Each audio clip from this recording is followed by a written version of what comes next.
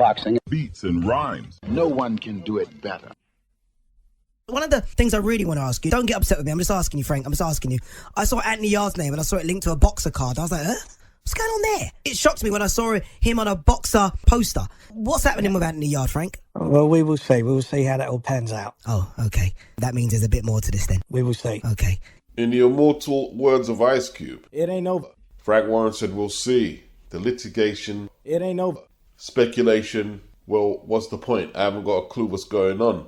Somebody said they saw AY Promotions on the fight poster for October the 19th on the boxer card. So perhaps Anthony Yarde is not signed to boxer. But as far as him and Tunde are concerned, they're free agents and can fight where they want. You would hope that this is not a breach of contract like Ben Shalom is being accused with the Joshua Boatsi boxer and matchroom situation. Similar to Frank Warren, Eddie Hearn believes that Boatsi owed them a fight. And as far as Eddie Hearn is concerned, it ain't over. It's hard to say what's happening, obviously, because I'm not privy to the details. But they often say there's no smoke without fire. How has Ben Shalom ended up in two situations like this with Frank and Eddie? And you have to ask, would it not at least morally be the right thing to do just to wait until these legal situations are cleared up before signing anybody, especially the rival promoters on your doorstep, in saying that the most affected party is Anthony Yarde and he needs to get out there and fight, and at least he's getting to do that. It ain't over. Boxing. Beats and rhymes. No one can do it better.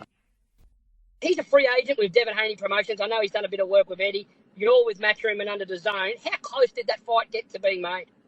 Look, he called me out. I responded straight away. Like I said, I'll fight anyone. I wanted that fight for a long time. It seemed that he outpriced himself for that fight. I asked him for silly money. He doesn't bring a belt to the tables. Look, we just moved on, you know. We could tell he wasn't serious about it. When the fight was first being negotiated around May or June, Devin still had that WBC strap, the full title, but he decided to take time off, relinquish the strap, and then was reduced to champion in recess. Now Puello and Sandor Martin fight for the vacant belt. So at the first stages of negotiation between Paro and Haney, this could have been a unification, but when Devin dropped the belt, it would have just been a title defense for Liam Paro. The modern day boxing fan just doesn't get it. The purse turned down is said to be around 1.5. I can't find a receipt for it. And the Devin Haney fan, he doesn't need 1.5. He fights for much more than that. Well, your purse structure in boxing is not an indefinite thing. Like if you sign for $2 million for the season playing football, they have to pay you that, or they're in breach of contract. Boxing is a little different. If you take a L, or if you decide to pick your opponent lower down the pecking order, then you might have to negotiate a purse at a lower rate. It's as simple as that. Devin doesn't have a belt. 1.5 is not a case of, oh, he doesn't need to fight for that. How much does he want the strap, is the question. There's also the £10 rehydration clause in IBF title fights. Maybe he didn't fancy that. Him being a big 140 pounder, a lot bigger than Liam Paro actually. And he's a free agent. He doesn't have a contract or a purse structure with a promoter. He negotiates his purse fight by fight. Okay, he didn't lose the last fight. He got the L expunged off his record. But the fans don't care. They just see him get beat up. And that's the memory they're taking from that night. Anyway, if it was 1.5, I guess that's what Richardson Hitchins is going to get.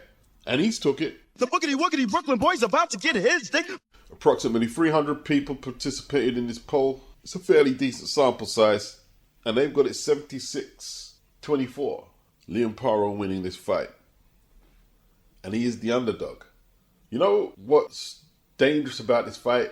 Not that Richardson is a dangerous puncher or anything like that, but his last performance against Lemos. These fights are always tricky. You see, when you don't perform in your last fight, often the only place to go is to improve. And if his jab is used correctly, it's one of the best in the business. The thing with Richardson, though, as confident as he comes across, with that Brooklyn swag, etc., how much of it does he really believe? Against Zabeda, he done what he had to do, but he didn't really take no chances. Against Lemos, he got hit with that looping overhand right a whole lot. And here's one thing I don't understand. I don't understand. A lot of boxing fans don't understand, the casuals. Like AJ got dropped by that looping right hand by Daniel Dubois. And a lot of them say, oh, you shouldn't get caught with a punch like that. You do understand, that's not a barroom punch. It can be a barroom punch for someone who doesn't know how to box. But these are punches that boxers practice. The overhand looping open hand right, when it loops, it often comes out your periphery.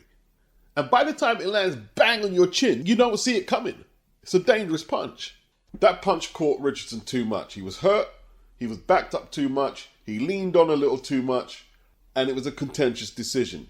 Then you add to that his fight against Zebeda, where he soundly outpointed Zebeda. But that win depreciated quick when Dalton Smith got Zebeda out there in a couple of rounds in the UK. He also made excuses with the Lima's performance, saying that the 10-pound rehydration affected his performance. He couldn't eat, he couldn't drink as much as he would have liked at the weigh-in. He had to go in a hot tub to get the weight off. Well, if he doesn't perform on the 12th of December, he can't use that as an excuse twice. This is what you're contracted to do, is adhere to the rehydration clause with the IBF. No excuses. Dressing room, do you have any questions? I got a question. You got any excuses tonight, Roy? It's going to be interesting to see who forces the pace, because Paro's got quick feet. So anyone thinking that Paro is going to have to go looking for Richardson, it might be the other way around. Richardson did dig down against Lemos, and he banged with him. I think it's going to be tougher than expected. I'm still picking Paro, though. Boxing. Beats and rhymes. No one can do it better. Nick Ball, face smeared with blood, got his nose busted open by Ronnie Rios on Saturday. He claimed that the crowd, the enthusiasm led to him getting caught up in the moment, getting caught with shots. Well, that's not exactly true. Nick always gets caught. Not always, but, like Vargas found him easy to hit. Ray Ford, he found him easy to hit. And Rios, he caught him a lot too. That's just how Nick Ball fights. Very exciting, relentless hooks, uppercuts, all vicious. Fast hands, as Rios found out in the third, he got caught in that exchange and dropped. And in the 10th round, he finally got the job done. Punched Rios through the ropes. Rios climbed back through bravely, but it was over. Now we're talking about a rematch with Vargas, which will be a unification. We're talking about a mandatory with Fulton. I doubt that one's going to happen, although he is the mandatory. But a unification will probably be a higher priority. And they're talking about Inoue moving up to featherweight and taking on Nick Ball. One weight too much for Inoue? It could be. But if we're just talking on pure ability, Inoue eats Nick alive. But Nick is one of the most exciting fighters in the country. The most exciting, bar none. He is the most exciting fighter in the country right now, no doubt. He did finish strong against Vargas, and I think Team Ball will believe if he can start early, he'll win that, although it'll be another tough fight. The Fulton fight, I believe he wins. Too much firepower for Fulton. I was listening to Spencer Fearon and Tunde on Stamina for Sale, and Spencer described Nick as a 25 fight guy. He's currently 21-0, 1 draw, 12 inside the distance, but that style has a limited shelf life, is what Spence was saying. 25 fights, and where do you go from here? That's why Spence is saying any big fight he can get, the Inoue fight will be a huge bag, and that's the fight he should take, if it's there. So Saturday was a bit of a mixed bag for Nick. Great win. Great finish, great fighting style, great entertainment, but he got his nose broken for the second time on the bounce. His nose was broken against Ray Ford. But at the moment, he's prepared to walk through the pain, and while he's prepared to do that, he's very exciting. Ronnie Rios, he was very disappointed. He's thinking about his future. He's 34. We may see him back in the ring, we may not. Who knows? Nick Ball, 27, WBA featherweight champion. He's very much in the game, becoming a name that boxing fans want to see. So let's see what he does next. Boxing. Beats and rhymes. No one can do it better. Frank Bruno informs the British public that he's fine. He's getting booked for dates all over the country where he gets to talk about his boxing career and his life, and he gets paid for that. He said the diary is full. He was happy that West Ham won yesterday. And this is amid rumours that his brain is in slow decline. He was hospitalised and took some tests, but that's not uncommon for boxers post-career. He recently completed the Four Kings documentary with Lennox Lewis, Chris Eubank and Nigel Benn, and the documentary explores the brain injury suffered by Michael Watson, who fought Chris Eubank and Nigel Benn, and Gerald McClellan, who fought Nigel Benn. His daughter Rachel, who said she was informed about the possibility of brain deterioration, she said that he's just getting the scans and tests done right now. And she said obviously him taking the knocks throughout his career probably hasn't helped any symptoms he might have of brain deterioration. Frank is 62 right now. He looks in good shape. He said he's going to the gym and he's in very good shape, you know. So physically, he looks like he's in a good place. He hasn't boxed since 1996. Them head injuries, you know, you retire from boxing and you're okay, but it may just lay dormant for however long, and then when it's ready, it could become an issue. Frank has been in there with some huge punches. He's been knocked out by the likes of Bone Crusher Smith, Tim Witherspoon, Mike Tyson twice, Lennox Lewis. The likes of Floyd Jumbo Cummings had him out on his feet, but Frank won that one. Now, this is my opinion. Frank is bipolar, apparently. He was first sectioned in 2003, but he has since complained about the heavy dosages of medication, lithium, etc., that left him monged out and actually in a worse place than what he was before he went in there. And he himself, not one to talk about black issues, he found out that, they dose up black people at way higher levels than other ethnicities. And you don't have no say whether you take this medication. They will force it, jab all types of needles into your butt, wherever they deem necessary. They will do this. And I don't think that has helped Frank or anybody who's been sectioned. I don't think it helps. You see people coming out after being sectioned, monged out, slow, overweight, can't answer questions with the same reaction speed before they went in. Can't prove it. I don't work in the profession. I don't know lithium from Ritalin from nothing. Can't prove it, but I have a gut feeling that hasn't helped. Boxing. Beats and rhymes. No one can do it better. That's his name, Rugaroo. Called more like Bugaboo. Does a lot of complaining. He complained that Devin Haney was over 25 pounds, the 140-pound limit, when he lost his WBC belt to Devin. That's nonsense. If that's the case, you don't take it up with Devin, you take it up with the sanctioning body. You're not allowed to come in 25 pounds over the limit. It would be their duty to stop the fight, to protect Regis PEOGRAIS fighting an opponent so heavy. Now he's saying he's only been tested once for the Jack Catterall fight by Vada. And he's asking how much times has Jack Catterall been tested. He's saying it's all a little fishy. Well, I do know Catterall will be doing 2 layers of testing. Vada and UCAD. Regis, 1 layer of testing. Catterall, I found a receipt. He responded to Regis. I've been tested 3 times, is what he said. And he'd invite testing every day. So if anyone is disadvantaged, it's Jack who's being disadvantaged. And look, 3 is better than 1, but 3 don't seem that much. Like 2 layers of testing, only 3 tests.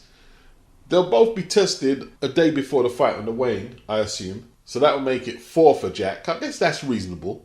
But Regis is kind of telling on himself more than anything on the inadequacies of American fighters getting tested with Vada. Because he signed up to the clean boxing program like Jack is. And you've only been tested once? I wonder what Eddie Hearn will have to say about all this. I believe this is Regis' last fight on his Matchroom contract. Regis might have been better off keeping it quiet after Jack responded he's been tested 3 times. Kind of snitched on yourself. Why have you only been tested once? Jack should have asked him, why have you only been tested once? I've been tested 3 times, but Jack didn't ask him that. The person looking suspicious here is Regis. Sounds a bit like he's getting his excuses ready. That's what it sounds like. He better be ready, because it's a real fight. Like Jack said, I've been tested 3 times. See you in a few weeks. He's ready. Boxing. Beats and rhymes. No one can do it better. News in brief, and then we'll close out. I've got until Saturday. I'm going live Saturday. I've got until Saturday to make my pick. I put up a poll today. 205 people voted. It's currently 58-42 in Bivol's favour. I'll leave the link in the description box. Paulie is saying that Gervonta Davis versus Lamont Roach should not be pay-per-view. He says Tank is a bona fide pay-per-view star, whether you agree with that or not. But Paulie says he's disagreed with most of the pay-per-views that Tank's been in, and this is another one. I actually disagree with him. I wouldn't pay for it, but I disagree. Pay-per-view is not judged by what you think of the matchup. The pay-per-view success is judged by how much it sells. Now, it sucks to hear that as a boxing fan, but you could put two Snells racing on pay-per-view, and if it does 4 million at $60 a pop, it's a roaring success. It is what it is. That's just what it's all about. Now, if the numbers are subpar, which is hard to tell across the pond because they release the numbers, but you can't trust the sources. The idiot guy who is Bob Arum's stooge over there, you believe what he has to say? I don't believe what he has to say. Mike Coppinger, he doesn't report the supposed numbers like he used to. If there was a reliable source that reported Tank versus Lamont Roach did subpar numbers, then you would hope that the PBC revised their strategy of putting everything on pay-per-view. Martin Bakole is likely to be on the undercard of Tyson Fury versus Alexander Usyk. When Ben Shalom from Boxer, who Martin is signed to, was asked, will Zhilei Zhang be in the opposite corner, he remained tight-lipped. So we're looking at Zhilei Zhang. Is that the number one guy? If not, who else? Boxing. Beats and rhymes. No one can do it better.